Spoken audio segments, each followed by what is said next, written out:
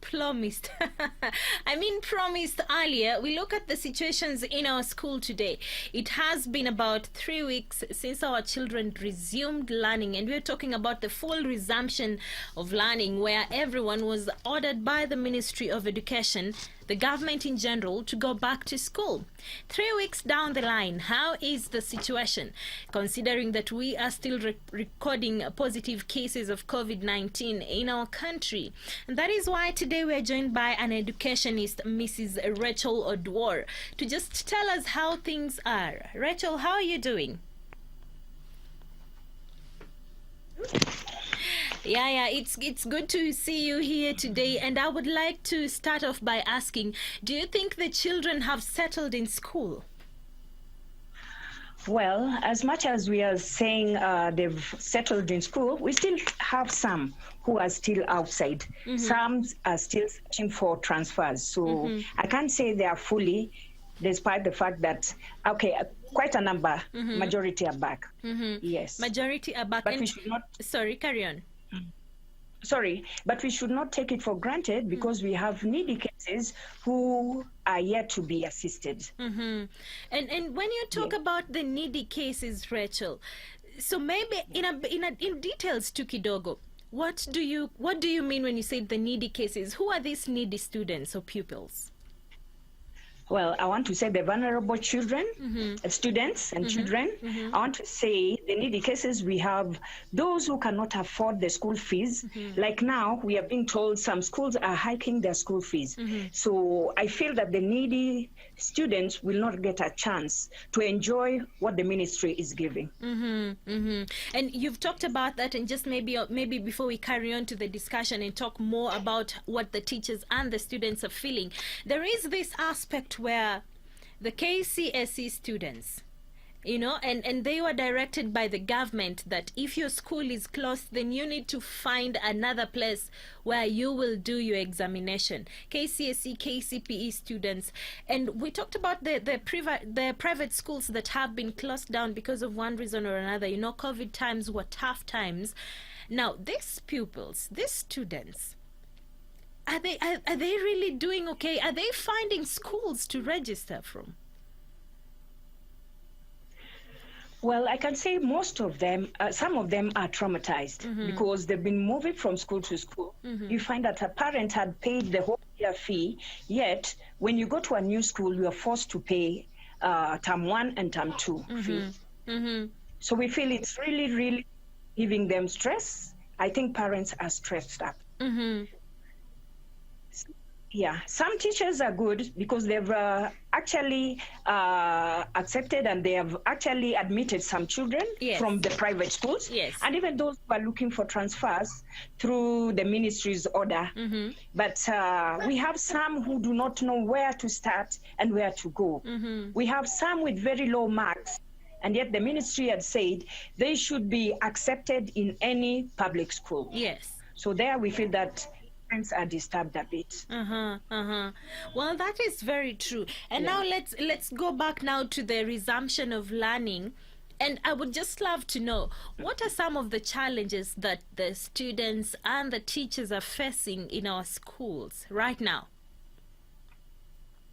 Okay, I want to talk of, due to COVID, most of our children are at home. And an idle mind is a devil's workshop. So most of them got pregnant, and they feel shy going back to the same school. But I want to thank even the principals who are taking care of them, of those who have gone back, because motherly love is very important. We have some who feel that they are isolated, and they feel that mingling with their former students, the peers, is really it's a headache because they feel shame on me. So they feel going back to the same school. I think that is where the problem is.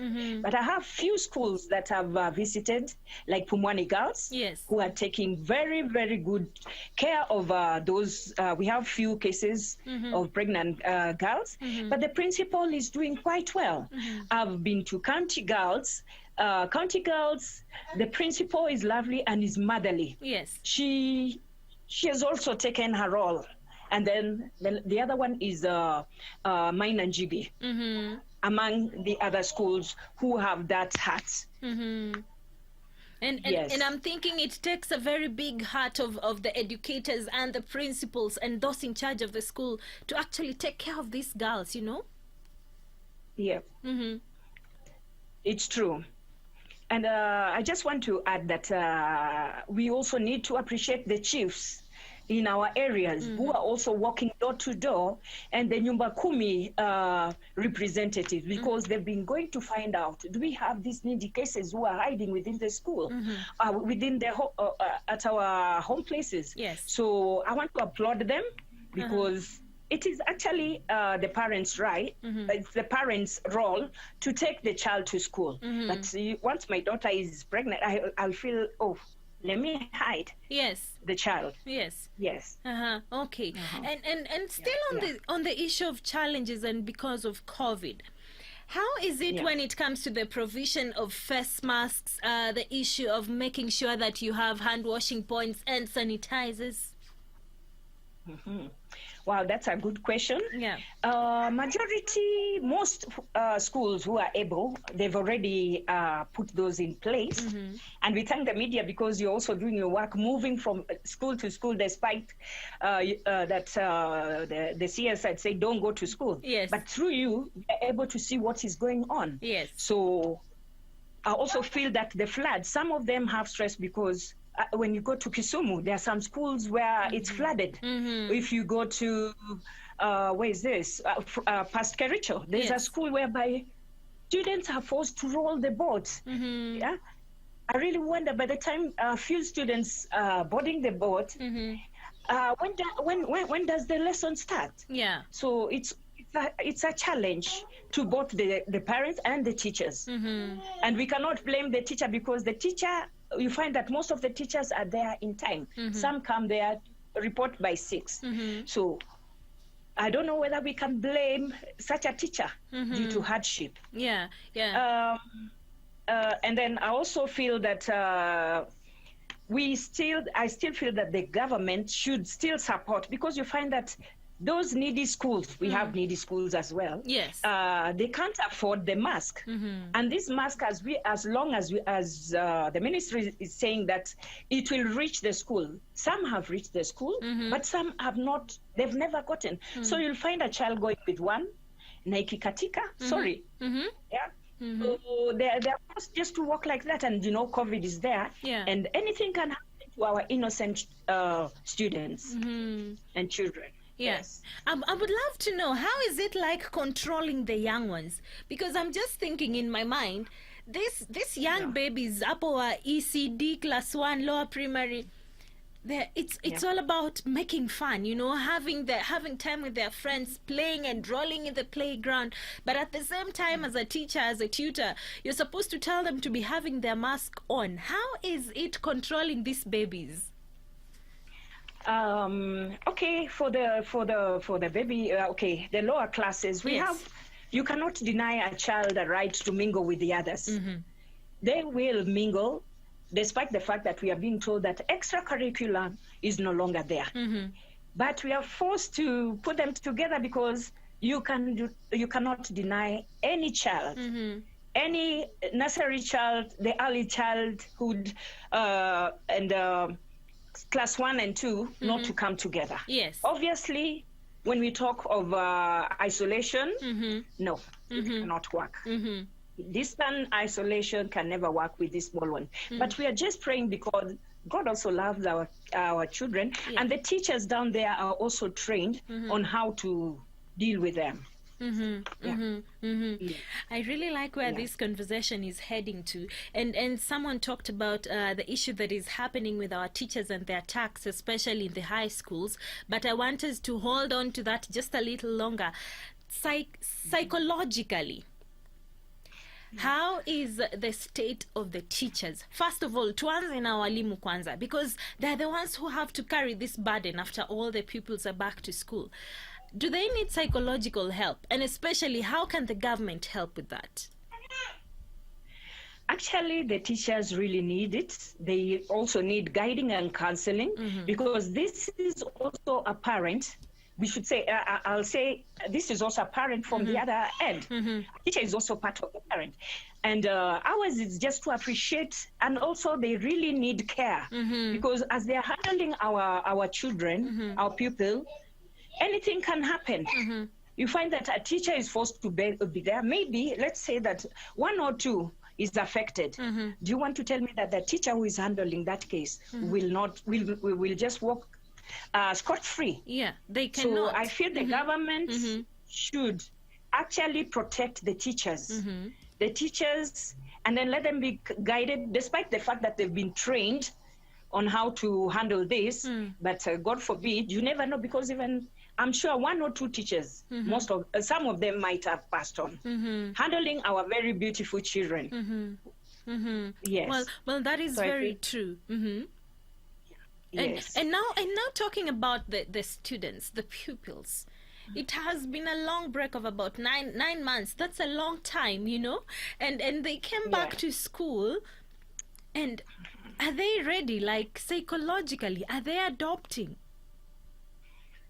I won't cheat you, because when you hear a student clobbering the teacher, when you hear a teacher is being fought, I think these students or the pupils, they have their own stress. I want to say that parents have tried, but parents for sure. I hope you will agree with me that the teachers really work hard. Well, we were given the kids the other day. What did we come up with? The kids are taking drugs. Some of them are hawkers, and they're not ready to go back. So when a teacher takes even care, or the teacher tries to tell the child, don't do this, that is how they stand up, and they can even slap the teachers, which is very, very wrong. A bad moral upbringing. And on that note, today the CS for Education said that he actually blames the parents for not giving that tough love. I don't know, do you agree with that? No, I won't say so. Yes. You know, having been affected with COVID-19, we have some parents who are jobless, and I'm sure even the ministry, the CS, is aware of that. Tamagoha is aware that some parents, even some teachers, went without salary. Okay, there are some who got, we really appreciate it when he said some of them, and then later on he came in and also awarded the supportive staff. But the private teachers, most of them suffered, and that's why you're seeing most of the schools are being closed down.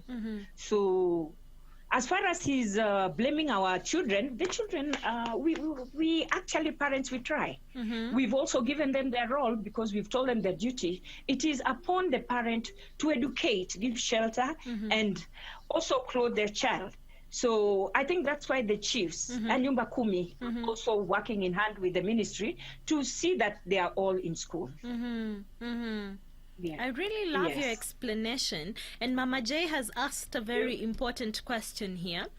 Sarah, ask how will the teachers protect themselves against these children who are coming with pangas to school? That is sad. It's sad to hear that our students are going with pangas to school. I think we have the security at the gate, and these students must be checked. I like some schools whereby they've actually put the CCTV. Yes. Like I have one here. This is Secure Ambulance, who has also helped. This is one of the security firm who have also helped most of them. Secure Ambience. Maybe I'll give you the details. Later. The details later. But if they can be checked, because you never know what they're carrying in their bags.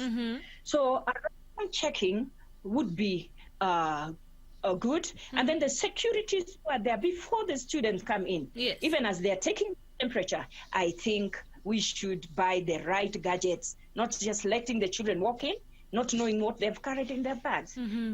As far as we are saying, these children, some of them, I want to say some, not all, some have actually gone hayway but just as I've said, due to drugs.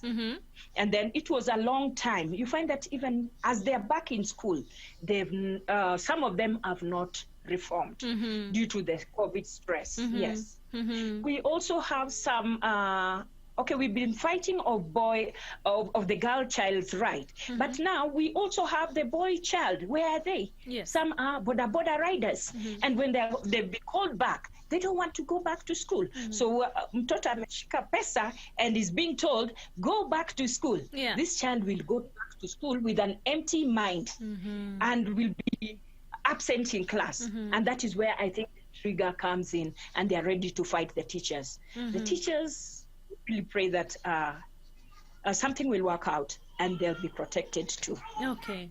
Well, that is a very sad one there, and I hope something is going to be done about that. Well, I'm sure you've talked to some parents on a daily basis sometimes. Do you think they're satisfied with the measures that have been put in place to curb the spread of COVID-19?